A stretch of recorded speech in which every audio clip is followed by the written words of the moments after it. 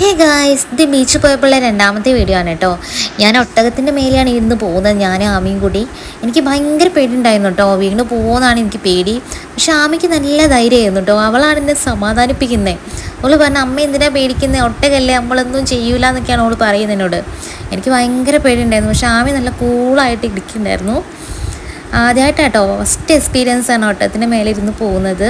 നല്ല രസമുണ്ടായിരുന്നു, പക്ഷെ നല്ല പേടിയുണ്ടായിരുന്നു എനിക്ക്.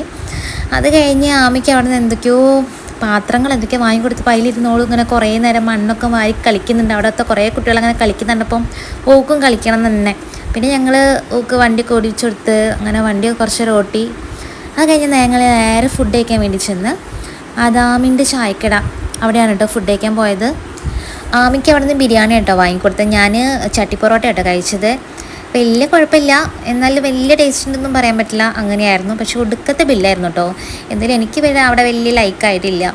അങ്ങനെ ഞങ്ങളതൊക്കെ കഴിഞ്ഞ് നേരെ വീട്ടിലേക്ക് പോന്നു. അപ്പോൾ ഇന്നത്തെ വീഡിയോ എത്രയൊക്കെയുള്ളൂ. നെക്സ്റ്റ് വീഡിയോ ആയിട്ട് കാണുന്നവരെ ബൈ.